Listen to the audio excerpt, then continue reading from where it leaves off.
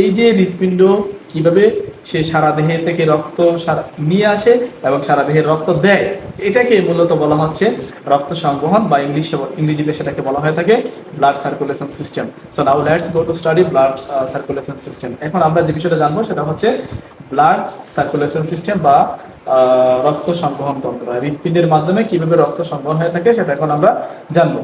তো প্রথমত হচ্ছে দেখো, হৃৎপিণ্ডের মাধ্যমে রক্ত সংবহন হতে চাইলে কি কি প্রয়োজন?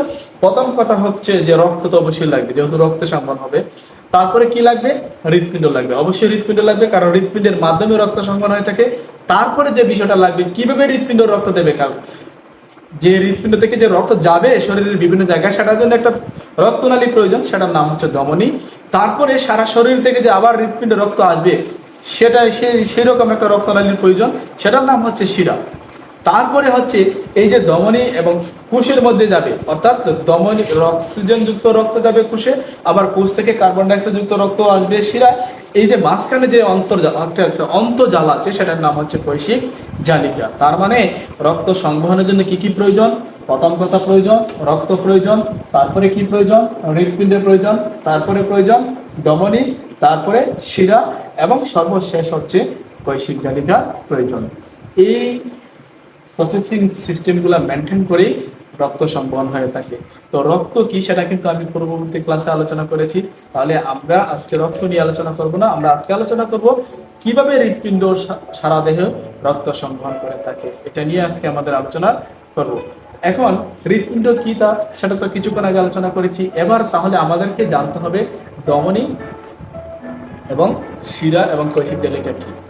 এখন আমাদের বিষয় হচ্ছে যে আমাদেরকে জানতে হবে রক্ত বাহিকা বা রক্ত, যেটাকে আমরা বলি ব্লাড ভেসেল, অর্থাৎ কিভাবে রক্ত যাবে, আবার আসবে, আবার কোষের সাথে লিখবে, এটাকে বলা হচ্ছে ব্লাড ভেসেল বা রক্তকণিকা। তো রক্ত বাহিকা, রক্ত বাহিকাটা কি? যেসব নালীর মধ্য দিয়ে, সহজ কথা হচ্ছে যেসব নালীর মধ্য দিয়ে রক্ত আদান প্রদান হয় বা রক্ত প্রবাহিত হয়, সেই সমস্ত নালীগুলাকে বলা হচ্ছে রক্তনালী বা রক্তবাহিকা।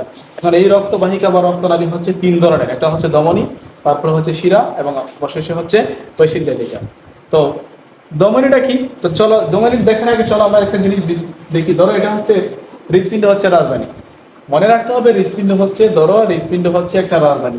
তো রাজধানী থেকে প্রতিনিয়ত অনেকগুলা গাড়ি যায় দেশের বিভিন্ন স্থানে, আবার বিভিন্ন স্থান থেকে রাজধানীতে আবার গাড়ি আসে, তাই না? ঠিক একই রকম ভাবে হৃৎপিণ্ড যদি রাজধানী হয়ে থাকে, তাহলে হৃৎপিণ্ড থেকে যে রক্তনালীটা যাবে শরীরের বিভিন্ন জায়গায়, সেটার নাম হচ্ছে ধমনী। সহজ কথা হচ্ছে এটা, যে সমস্ত রক্তনালিকাগুলা হৃৎপিণ্ড থেকে সারা শরীরে যাবে তাদেরকে বলবো আমরা, আমি আবার বলছি, যে সমস্ত রক্তনালিকাগুলা হৃৎপিণ্ড থেকে সারা শরীরে যাবে তাদেরকে বলবো আমরা ধমনী। আর যে সমস্ত রক্তনালিকাগুলা সারা শরীর থেকে হৃৎপিণ্ডে আসবে তাদেরকে বলবো আমরা শিরা। এখন আসো যে আসলে ধমনী দিয়ে কি যায়। ধমনী দিয়ে যাওয়া হচ্ছে, যেহেতু ধমনীটা হৃৎপিণ্ড থেকে সারা শরীরে যাচ্ছে, সেহেতু ধমনী পথে অক্সিজেন যুক্ত রক্ত সারা দেহে সরবরাহিত হয়। আর শিরা কি? শিরা হচ্ছে সারা শরীর থেকে হৃৎপিণ্ডে আসে রক্ত, তার মানে সেখান থেকে কার্বন ডাইঅক্সাইড যুক্ত রক্ত আসে, অর্থাৎ যে রক্তনালীর মধ্যে দিয়ে কার্বন ডাইঅক্সাইড যুক্ত রক্ত হৃৎপিণ্ডে আসে তাদের সেই সমস্ত রক্তনালিকাগুলোকে বলবো আমরা শিরা। এবার আসলে কৈশিক জালিকাটা কি? কৈশিক জালিকা আর কিছুই না, কৈশিক জালিকা হচ্ছে ধমনী এবং শিরা সংযোগ স্থলে একটা সূক্ষ্ম জালিকা থাকে, অর্থাৎ একটা মিলন স্থল।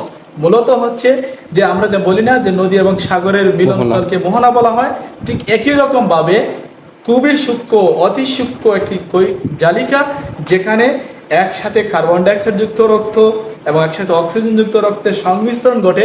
পাশাপাশি এখানে রেসপিরেশন সিস্টেমের মাধ্যমে সেখান থেকে কার্বন ডাইঅক্সাইড একদিকে অক্সিজেন ভিতরে প্রবেশ করে। ঠিক সেই রকম সূক্ষ্ম একটি স্থান বা সূক্ষ্ম একটি জালিকার নাম হচ্ছে কৈশিক জালিকা। You better understand. তাহলে আমরা আমাদের যে বিষয়গুলা, যে রক্ত সংবহনের জন্য যে বিষয়গুলো প্রয়োজন ছিল সেগুলো আমরা জানলাম, যে কি কি লাগে। সেটা প্রথম হচ্ছে রক্ত লাগে, যেটা পূর্ববর্তী পাঠে আলোচনা করেছি। তারপর হৃৎপিণ্ড, তো হৃৎপিণ্ডের গঠন নিয়ে আলোচনা করেছি। তারপরে বলেছি কি ধমনী লাগে সেটাও নিয়ে আলোচনা করেছি, শিরা লাগে সেটাও নিয়ে আলোচনা করেছি, টেস্ট অবশেষে লাগে কৈশিক জালিকা সেটাও বলেছি।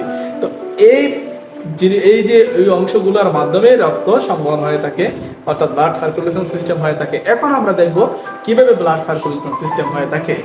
দেখো আমি আমার বডিতে দেখাচ্ছি, দেখো আমাদের দুদিকে দুইটা ফুসফুস আছে, আমি right or am I right? দেখো আমাদের যে ডান অলিন্দ আছে, এই ডান অলিন্দ থেকে দুটো নালী বের হয়েছে, বলো তো দেখি, যেহেতু নালী বের হয়েছে তাহলে তার নাম কি? ধমনী। এই ধমনীটা ফুসফুসে গিয়েছে, দুইটা ফুসফুসে গিয়েছে, সেজন্য সেটার নাম হচ্ছে ফুসফুসীয় ধমনী। তো এই যে ধরো এটা হচ্ছে এদিকে, এই যে এটা হচ্ছে এদিকে, এই যে এটা হচ্ছে ফুসফুসীয়, দুইটা ফুসফুসীয় ধমনী। এখন এই ফুসফুসীয় ধমনীর মাধ্যমে কি হয়? ফুসফুসীয় ধমনীর মাধ্যমে কার্বন ডাইঅক্সাইড যুক্ত রক্ত যাচ্ছে, কোথায় যাবে? সেটা ফুসফুসের মধ্যে যাবে। ওকে, এবার এই ফুসফুস কি করে? সে কার্বন ডাইঅক্সাইডকে রেখে কার্বন ডাইঅক্সাইডকে গ্যাসে রূপান্তরিত করে আমাদের নিঃশ্বাসের মাধ্যমে সেটা ছেড়ে দেয়। এখন এর পরে যে ঘটনাটা ঘটে সেটা হচ্ছে দুইটা ফুসফুস থেকে আবার দুইটা নালী এসেছে। বলেছিলাম শুরুতে যে সমস্ত নালীগুলো হৃৎপিণ্ডে আসে তাদেরকে কি বলবো আমরা? শিরা। যেহেতু ফুসফুস থেকে দুইটা শিরা এসেছে কোথায়? হৃৎপিণ্ডে, সেজন্য এটার নাম হবে ফুসফুসীয় শিরা বা পালমোনারি ভেইনও বলা হয়ে থাকে। তো এখন এই ফুসফুস থেকে ফুসফুসীয় শিরার মাধ্যমে প্রথমে আমরা যে অক্সিজেন নেই, সেই অক্সিজেন যাবে কোথায়? ফুসফুসে। এবার ওই ফুসফুস কি করে? ওই যে ফুসফুসীয় ধমনী আছে, সেই ধমনীর মধ্যে কি আছে? রক্ত আছে। ওই রক্তের মধ্যে কি আছে? হিমোগ্লোবিন আছে। এবার এই হিমোগ্লোবিনের সাথে অক্সিজেন মিশে সেটার নাম ধারণ করে হিমোগ্লোবিন। তাহলে এবার আমরা দেখি পরবর্তী চিত্রে কি হয় ঘটনাটা। দেখো এদিকে হচ্ছে এই যে একটা চিত্র দেখতে পাচ্ছ তোমরা সবাই। এই চিত্রে এটা ধরা হচ্ছে এই যে ফুসফুসীয় শিরা, এই ফুসফুসীয় শিরার মাধ্যমে অক্সিজেন যুক্ত রক্ত প্রবেশ করে বাম অলিন্দে, ঠিক আছে? এবার এই বাম অলিন্দ থেকে এটার নাম কি? এই যে কপাটিকা, এটার নাম হচ্ছে বাইকাস্পিড কপাটিকা বা দ্বিপদী কপাটিকা। যখন এইখানে আসে তখন মনে রাখতে হবে হৃৎপিণ্ডের একটা বিষয়, মনে রাখতে হবে হৃৎপিণ্ডের একটা সংকোচন আছে, একটা প্রসারণ আছে। সংকোচনকে বলা হয় সিস্টুল এবং প্রসারণকে বলা হয় ডায়াস্টুল। তো যখন এখানে অক্সিজেন যুক্ত রক্ত প্রবেশ করবে এই ফুসফুসীয় শিরার মাধ্যমে, তখন এই যে অলিন্দ, এই অলিন্দ রক্ত দ্বারা পরিপূর্ণ হয়ে যাবে। কি ধরনের রক্ত? অক্সিজেন যুক্ত রক্ত, যেটাকে আমরা বলি বিশুদ্ধ রক্ত। এবার এই অক্সিজেন যুক্ত রক্ত যখন এইখানে প্রবেশ করবে, এই বাম অলিন্দে প্রবেশ করবে, তখন এটার উপরে একটা প্রেসার হবে। এই প্রেসারের ফলশ্রুতিতে এই যে বাইকাস্পিড কপাটিকা আছে, এই কপাটিকাটা খুলে যাবে। কপাটিকা খুলে গেলে সেই অক্সিজেন যুক্ত রক্ত এটা হবে প্রসারিত বাম নিলয়। এবার অক্সিজেন যুক্ত রক্ত সে বাম নিলয়ে প্রবেশ করবে।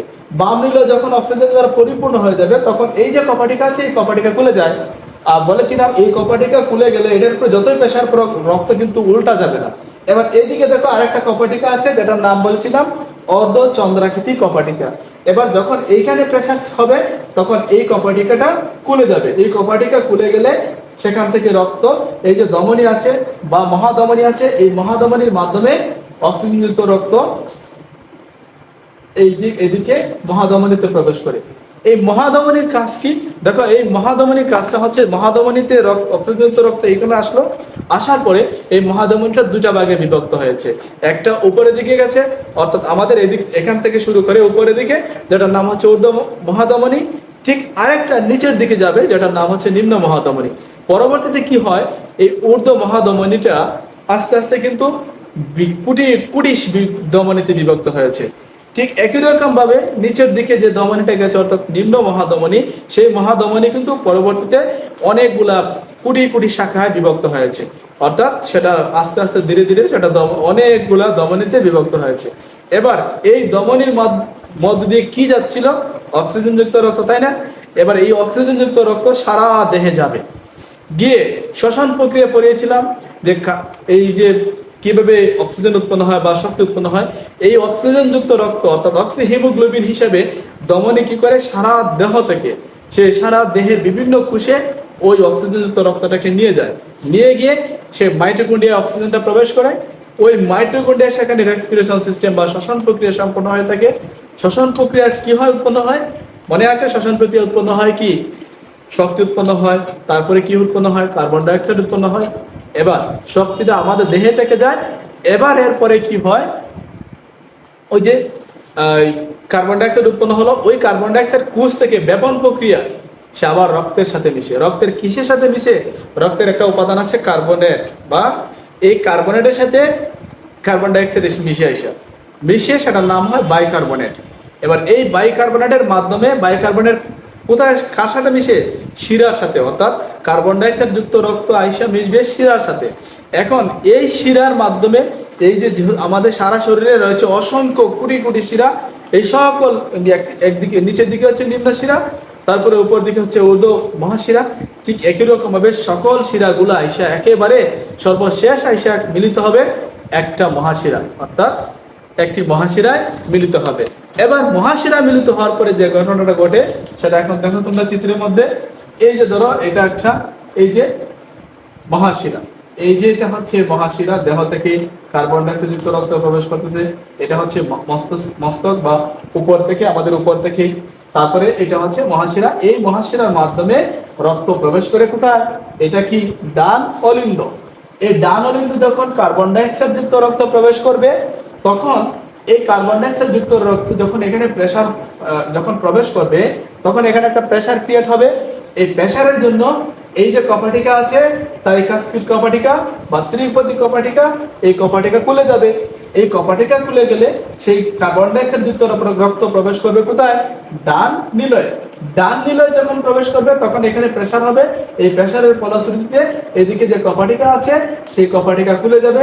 এই কপাটিকা খুলে গেলে এইদিকে কি, এটার নাম হচ্ছে ফুসফুসীয় ধমনী। দেখো এই যে ধমনীটা, এইটা ধমনীটা যাচ্ছে কোথায়, ফুসফুসে যাচ্ছে। এবার এই ফুসফুস থেকে এই যে ফুসফুসে যাচ্ছে ধমনী দুটা, এই ফুসফুসে গিয়ে আবার ফুসফুসের সাথে কার্বন ডাইঅক্সাইড নিয়ে কার্বন ডাইঅক্সাইড আলাদা হয়ে যাবে। ঠিক এইরকম ভাবে আমাদের দেহে ব্লাড সার্কুলেশন সিস্টেমটা হয়ে থাকে। তাহলে চলো আমরা একটা ভিডিও দেখি, how to blood circulation systems in our body. ডান নিলয় থেকে পালমোনারি ধমনী বের হয়ে দুভাগ হয়ে দুদিকে ফুসফুসে ঢুকেছে। ডান ফুসফুস থেকে দুটি ও বাম ফুসফুস থেকে দুটি ফুসফুসীয় শিরা বাম অলিন্দে ঢুকেছে। বাম অলিন্দে এই চারটি ছিদ্র চারটি ফুসফুসীয় শিরার সংযোগস্থল। শরীরের দূষিত রক্ত মহাশিরা দিয়ে ডান অলিন্দে আসে। এটি সংকুচিত হলে রক্ত ডান নিলয়ে ঢোকে। এর সংকোচনে রক্ত পালমোনারি ধমনী বেয়ে এর বাম শাখা দিয়ে বাম ফুসফুসে, ডান শাখা দিয়ে ডান ফুসফুসে যায় ও পরিশোধিত হয়। ডান ফুসফুস থেকে বিশুদ্ধ রক্ত এই দুটি শিরা দিয়ে বাম অলিন্দে প্রবেশ করে। বাম ফুসফুস থেকে একইভাবে এই দুটি শিরা দিয়ে রক্ত বাম অলিন্দে ঢোকে। বাম অলিন্দের সংকোচনে রক্ত বাম নিলয়ে আসে। বাম নিলয় সংকুচিত হলে রক্ত মহাধমনীতে যায়। এখান থেকে শাখা ধমনী বেয়ে সারা শরীরে রক্ত প্রবাহিত হতে থাকে। ফুসফুসের মধ্যে দেখতে পাচ্ছ অসংখ্য রক্তজালক। পালমোনারি ধমনী থেকে রক্ত এর মধ্যে দিয়ে যাওয়ার সময় ফুসফুসের বায়ুথলির বায়ুর সঙ্গে রক্তের গ্যাসীয় আদান প্রদান ঘটে। ব্যাপন ক্রিয়ায় রক্ত থেকে কার্বন ডাইঅক্সাইড নির্গত হয় ও রক্তে অক্সিজেন যুক্ত হয়। এখানে দেখতে পাচ্ছ কে কার্বন ডাইঅক্সাইড বেরিয়ে যাচ্ছে ও রক্তে অক্সিজেনের অনুপ্রবেশ ঘটছে। এইভাবে রক্ত ফুসফুসে পরিশোধিত হয়। সুতরাং ডান অলিন্দ ডান নিলয়ের কাজ হলো শরীরে দূষিত রক্তকে পরিশোধনের জন্য ফুসফুসে পাঠানো, আর বাম অলিন্দ বাম নিলয়ের কাজ হলো ফুসফুস থেকে আসা বিশুদ্ধ রক্তকে সারা শরীরে পাঠানো।